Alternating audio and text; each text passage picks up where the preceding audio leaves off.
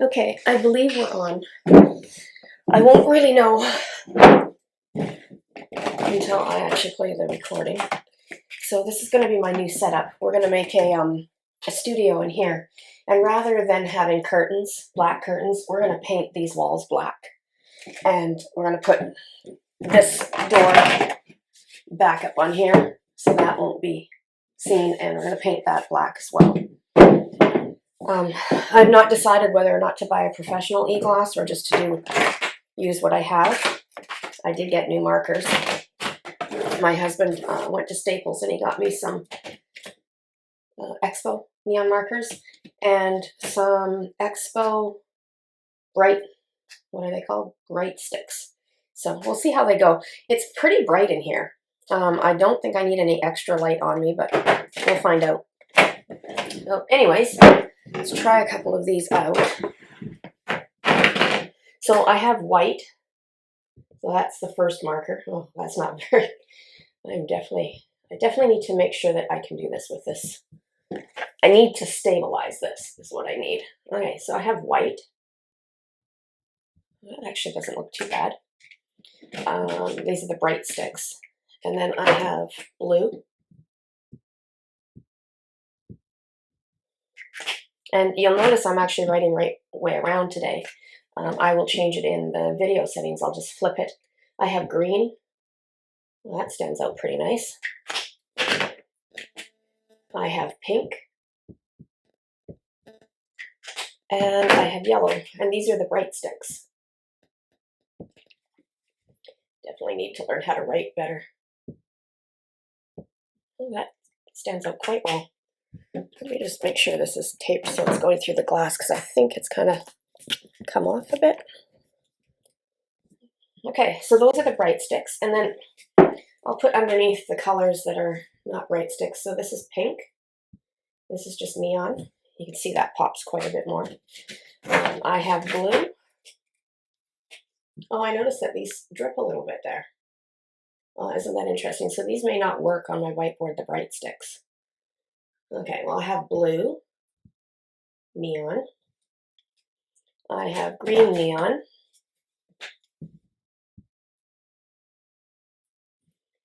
And I have yellow neon.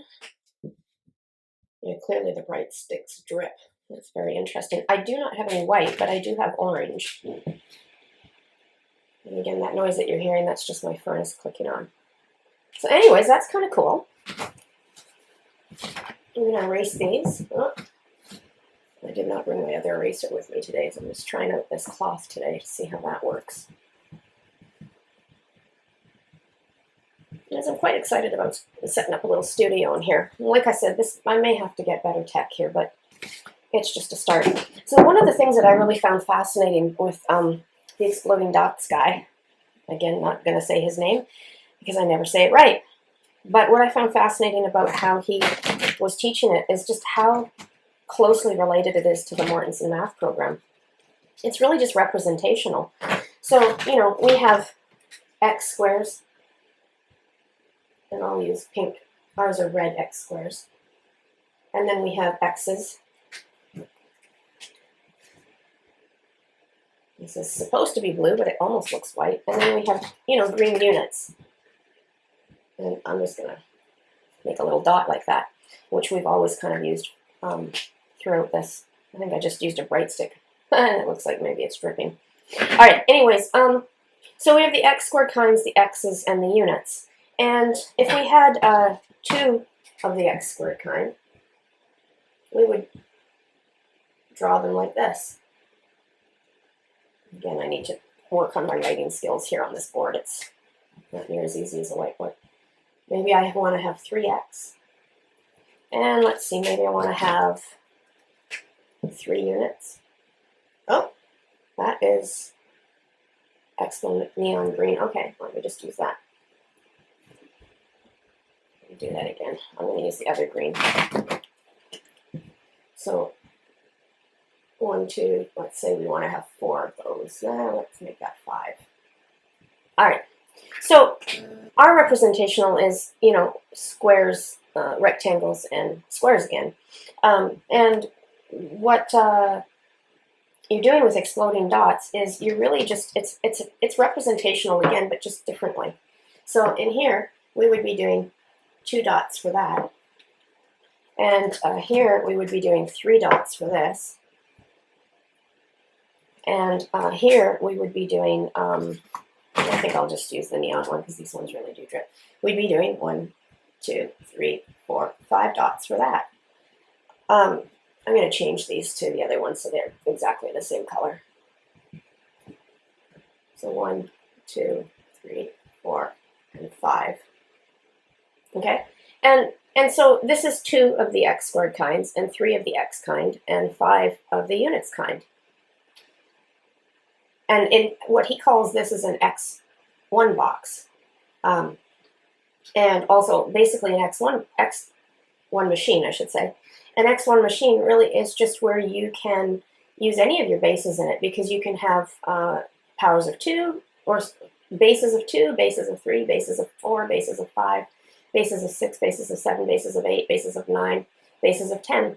And they all work in this x1 machine. I'm not going to show you exactly how that works just right now, but basically what he would be doing is, I wonder what color I should draw my box. I'll do it orange. Is that if he wanted to represent x squared, 3x, and 5 in the x1 machine, is first you would draw your little machine. So I'll just draw my little machine. I'm going to have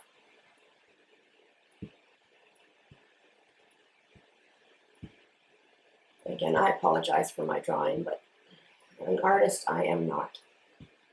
Okay, so in the x1 machine, if I want x squared or 2x squared, I'm going to put them in the 2x in the x squared box. And if I had 3 x's, and if I had 5 units, I would just represent them like this. So it's almost kind of like place value. So how many of what kind? So if this is the units kind, which is just really x to the 0 power, and this is the x kind, which is really x to the 1 power, and this is the x squared kind, which is x to the 2 power, or the 2nd power.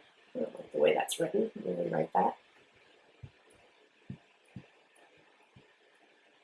And as you can see, I need to stop the glass from moving, so there's going to be some setup still for this on. I forgot to put my 1 here.